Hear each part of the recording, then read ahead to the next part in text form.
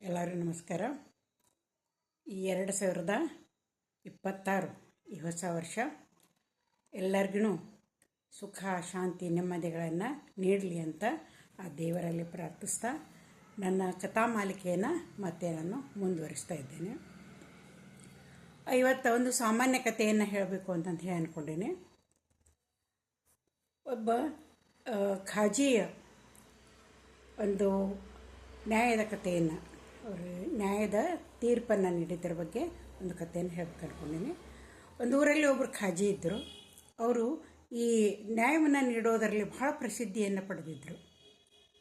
ಮೊದಲಿನ ಕಾಲದೊಳಗೆ ಈ ಕೋರ್ಟು ಕಚೇರಿಗಳು ಏನಿರಲಿಲ್ಲ.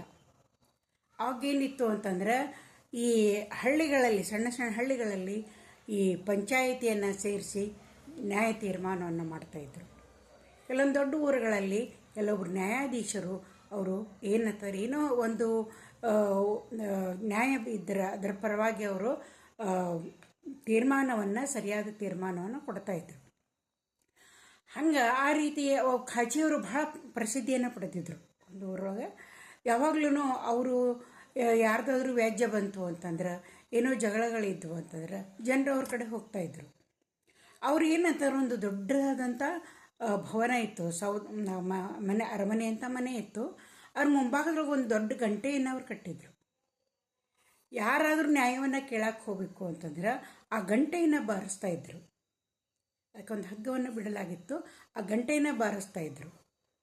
ಆ ಗಂಟೆ ಜೋರಾಗಿ ಬಾರಿಸಿದ ಕೂಡಲೇ ಆ ಸುತ್ತಮುತ್ತಲೇ ಇದ್ದಂಥ ಎಲ್ಲ ಜನರು ಮಾಡುವಂಥ ಕೆಲಸವನ್ನು ಬಿಟ್ಟು ಅವರ ನ್ಯಾಯ ತೀರ್ಮಾನವನ್ನು ಕೇಳೋದಕ್ಕೆ ಸೇರ್ತಾ ಇದ್ರು.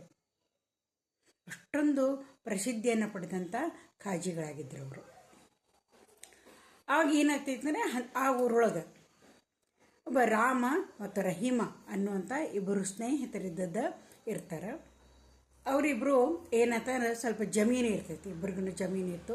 ಮತ್ತು ಒಂದು ಪುಟ್ಟ ವ್ಯಾಪಾರವನ್ನು ಮಾಡಿಕೊಂಡು ಅವರ ಜೀವನವನ್ನು ಸಾಗಿಸ್ತಾ ಇದ್ದರು. ತುಂಬ ಒಳ್ಳೆಯ ಸ್ನೇಹಿತರು, ಮೊದಲಿಂದನೂ ಬಹಳ ಸ್ನೇಹಿತರು. ಬಹಳ ಪ್ರೀತಿ ವಿಶ್ವಾಸದಿಂದ ಅವರೇನಂತಂದ್ರೆ ಜೀವನವನ್ನು ಸಾಗಿಸ್ತಾ ಇದ್ರು. ಒಬ್ಬರ ಕಷ್ಟ ಸುಖಗಳಿಗೆ ಇನ್ನೊಬ್ಬರು ಭಾಗಿಯಾಗ್ತಾ ಇದ್ರು. ಆ ನಂತರ ಈ ಹೊತ್ತಿನಾಗ ಏನಾಯ್ತು ಅಂತಂದರೆ, ಈ ರಾಮನಿಗೆ ಈ ತೀರ್ಥಯಾತ್ರೆಯನ್ನು ಮಾಡ್ಕೊಂಡು ಬರಬೇಕು ಅನ್ನುವಂಥ ಮನಸ್ಸಾಯಿತು. ತನ್ನ ಪರಿವಾರವನ್ನೆಲ್ಲ ಕರ್ಕೋಬೇಕು, ತೀರ್ಥಯಾತ್ರೆಗೆ ಹೋಗಿ ಬರಬೇಕು ಅಂತಂದು ಹೇಳಿ ಮನಸ್ಸಾಯಿತು. ಆವಾಗ ಈಗಿನ ಕಾಲದಲ್ಲೇ ಬಸ್ ಆಗಲಿ ಟ್ರೈನ್ ಆಗಲಿ ಈ ವಾಹನಗಳ ಸೌಕರ್ಯ ಇರಲಿಲ್ಲ. ಅವ್ರೇನಂತಂದ್ರೆ ಬಂಡೆಯನ್ನು ಕಟ್ಟಿಕೊಂಡು ಅದರಲ್ಲಿ ತೀರ್ಥಯಾತ್ರೆಯನ್ನು ಅವ್ರು ಮಾಡ್ತಾಯಿದ್ರು. ಒಂದು ದೊಡ್ಡ ಗುಂಪು ಕೂಡ್ತಿತ್ತು. ಆ ಗುಂಪಿನವರೆಲ್ಲರೂ ಒಂದು ಬಂಡೆಯನ್ನು, ಒಂದು ವ್ಯವಸ್ಥೆಯನ್ನು ಮಾಡಿಕೊಂಡು ತೀರ್ಥಯಾತ್ರೆಯನ್ನು ಮಾಡ್ತಾಯಿದ್ರು. ಹೀಗಾಗಿ ತಿಂಗಳುಗಟ್ಟಲೆ, ಅನೇಕ ತಿಂಗಳವರೆಗೆ ಅವ್ರ ತೀರ್ಥಯಾತ್ರೆ ಮುಂದುವರಿತಾ ಇತ್ತು. ಇಂಥ ಒಂದು ಆಸೆ ರಾಮನಲ್ಲಿ ಬಂತು. ಆಗ ಏನು ಮಾಡ್ದ ಅಂತಂದ್ರೆ, ತನ್ನ ಪರಿವಾರದೊಂದಿಗೆ ಹೋಗೋದಕ್ಕೆ ನಿಶ್ಚಯವನ್ನು ಮಾಡಿದಾಗ ಒಂದು ಸಮಸ್ಯೆ ಉಂಟಾಯಿತು. ತನ್ನ ಮನೆಯಲ್ಲಿ, ಯಾಕಂತಂದ್ರೆ ಒಡವೆಗಳು, ತನ್ನ ಹೆಂಡತಿಯ ಒಡವೆಗಳು, ಮತ್ತು ಅವನೇನು ಮಾಡಿದ ಅಂತಂತಂದ್ರೆ ಒಂದಿಷ್ಟು ಬೆಳ್ಳಿ ನಾಣ್ಯಗಳನ್ನು ಕೂಡಿಸಿಟ್ಟಿದ್ದ. ನನಗೆ ಯಾವಾಗ ಲಾಭ ಆಗ್ತೈತಿ ಅವಾಗ ಅದನ್ನು ಬೆಳ್ಳಿ ನಾಣ್ಯಗಳನ್ನಾಗಿ ಮಾಡಿ ಅವನು ಕೂಡಿಸಿಟ್ಟಿದ್ದ. ಅವೆಲ್ಲವನ್ನು ಎಲ್ಲಿಡಬೇಕು, ಎಲ್ಲಿಟ್ಟು ಹೋಗ್ಬೇಕು ಅನ್ನುವಂಥದ್ದು ಒಂದು ಸಮಸ್ಯೆ. ಯಾಕಂದ್ರೆ ಅವಾಗ ಈಗಿನತ್ಲೆ ಬ್ಯಾಂಕ್ಗಳಿರಲಿಲ್ಲ. ಎಲ್ಲಾದರೂ ಮನೆಯೊಳಗೆ ಇಟ್ಟು ಹೋದ್ರೆ ಕಳ್ಳಕಾಕರ ಭಯ ಇದ್ದಿತ್ತು. ಮನೆಯೊಳಗೆ ಯಾರೂ ಇಲ್ಲ ಅಂದ್ರೆ ಕಳ್ಳಕಾಕರ ಭಯ ಇತ್ತು. ಹೀಗಾಗಿ ಅವ ಏನು ಮಾಡ್ದ ಅಂತಂತಂದ್ರೆ, ಅವು ಸುರಕ್ಷಿತವಾಗಿ ಉಳಿಬೇಕು ಅಂತಂದ್ರೆ, ನಾನು ರಹೀಮ, ನನ್ನ ಪ್ರಾಣ ಸ್ನೇಹಿತ ಅದನವ, ಆ ರಹೀಮನ ಕಡೆ ನಾನು ಕೊಟ್ಟು ಹೋಗಬೇಕು ಅಂತಂದು ಹೇಳಿ ಅವನಿಗೆ ಅನ್ನಿಸ್ತು. ಅವ ಏನು ಮಾಡ್ದ ಅಂತಂದ್ರೆ, ತನ್ನೆಲ್ಲ ಒಡವೆಗಳನ್ನು ಒಂದು ಚೀಲದಲ್ಲಿ ಹಾಕಿದ. ಆಮೇಲೆ ಬೆಳ್ಳಿಯ ನಾಣ್ಯಗಳನ್ನು ಹಾಕಿ ಅದನ್ನು ಗಂಟನ್ನು ಕಟ್ಟಿ ಅದನ್ನು ಮತ್ತೊಂದು ಚೀಲದಲ್ಲಿ ಹಾಕಿ ಒಬ್ಬ ದರ್ಜಿಯ ಕಡೆಗೆ ಸಣ್ಣಗೆ ಅವನು ಹೊಲಿಗೆಯನ್ನು ಹಾಕಿಸಿದ್ದ. ಆಮೇಲೆ ಏನು ಮಾಡ್ದ ಅಂತಂದ್ರೆ, ಅವ ರಹೀಮನ ಮನೆಗೆ ಹೋಗಿ ಹೇಳ್ದ, ಹಿಂಗಪ್ಪ, ನಾನು ಎಷ್ಟು ತಿಂಗಳವರೆಗೆ ಒಂದು 3-4 ತಿಂಗಳಾದರೂ ಆಗ್ಬೋದು. ಯಾಕಂದರೆ ಎಲ್ಲ ತೀರ್ಥಯಾತ್ರೆಯನ್ನು ಮುಗಿಸ್ಕೊಂಡು ಬರಬೇಕು ಅಂತಂದ್ರೆ ಅಷ್ಟೊಂದು ಸಮಯ ಹಿಡಿತೈತಿ. ನನ್ನಲ್ಲಿದ್ದಂಥ ಈ ಎಲ್ಲ ಸಂಪತ್ತನ್ನು ಒಡವೆಗಳದೆಲ್ಲ ಅದಾವು, ಇವನ್ನ ನಾನು ನಿನ್ನ ಕಡೆ ಕೊಟ್ಟು ಹೋಗ್ತೀನಿ.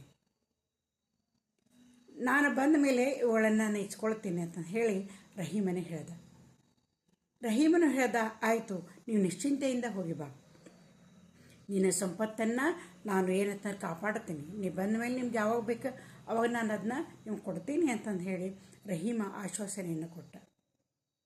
ಹೀಗಾಗಿ ರಾಮ ಏನು ಮಾಡ್ದ ಅಂತಂದ್ರೆ ಆ ಒಂದು ಚೀಲವನ್ನು ರಹೀಮನ ಕಡೆಗೆ ಕೊಟ್ಟು ತೀರ್ಥಯಾತ್ರೆಗೆ ಹೊರಟೋದ. 3-4 ತಿಂಗಳವರೆಗೆ ತೀರ್ಥಯಾತ್ರೆಯನ್ನು ಎಲ್ಲ ಮುಗಿಸ್ಕೊಂಡು ಮರಳಿ ಬಂದ ರಾಮ. ಆ ನಂತರ ರಹೀಮನ ಕಡೆಗೆ ಹೋಗಿ ತಾನು ಕೊಟ್ಟಂಥ ಚೀಲವನ್ನು ಅವನು ಕೇಳ್ದ. ರಹೀಮ ಏನಂತಂದ್ರೆ ಅದನ್ನು ಒಂದು ಕಡೆ ಭದ್ರವಾಗಿಟ್ಟಿದ್ದ. ಆ ಭದ್ರವಾಗಿಟ್ಟಂಥ ಚೀಲವನ್ನು ರಾಮನಿಗೆ ಕೊಟ್ಟ ಕೂಡಲಿನ ಆ ಚೀಲವನ್ನು ಕೈಯಾಗ ತೊಗೊಂಡು ಕೂಡಲೇ ರಾಮ್ಗೆ ಎದೆ ದಸಕ್ಕನ್ನಿಸ್ತು. ಯಾಕಂತಂದ್ರೆ ಅವನು ಏನು ಇಟ್ಟಿದ್ನಲ್ಲ ಅದು ಹಗುರ ಅನ್ನಿಸ್ತು, ಗಂಟು ಹಗುರ ಅನ್ನಿಸ್ತು. ಆದರೂ ವಿನಾಕಾರಣವಾಗಿ ನಾನು ಗೆಳೆಯನ ಮೇಲೆ ಸಂಶಯ ಪಡೋದು ಬೇಡ ಅಂತಂದು ಹೇಳಿ ತನ್ನ ಮನೆಗೆ ಹೋದ. ತನ್ನ ಮನೆಗೆ ಹೋಗಿ ಆ ಚೀಲವನ್ನು ಬಿಚ್ಚಿದ. ಆ ಚೀಲವನ್ನು ಹರಿದು ನೋಡಿದಾಗ ಅದರಲ್ಲಿ ಇರುವಂಥ ಅನೇಕ ಒಡವೆಗಳು ಕಾಣೆಯಾಗಿದ್ದವು. ಅನೇಕ ಬೆಳ್ಳಿಯ ನಾಣ್ಯಗಳನ್ನು ಕಾಣೆಯಿಲ್ಲ, ಅರ್ಧದಷ್ಟು ಇಲ್ಲ ಬೆಳ್ಳಿ ನಾಣ್ಯಗಳು ಕಾಣೆಯಾಗಿದ್ದವು. ಎಷ್ಟೋ ಒಡವೆಗಳು ಕಾಣೆಯಾಗಿದ್ದವು. ಕಷ್ಟಪಟ್ಟು ಕೂಡಿಸಿದಂಥ ಒಂದು ಹಣ ಒಡವೆ ಅವನಿಗೆ ಬಹಳ ಸಂಕಟ ಅನ್ನಿಸ್ತು.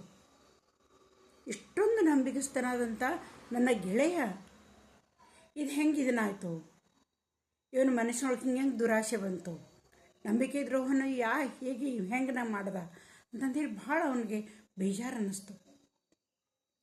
ಆ ನಂತರ ಕೆಲವೊಂದು ತನ್ನ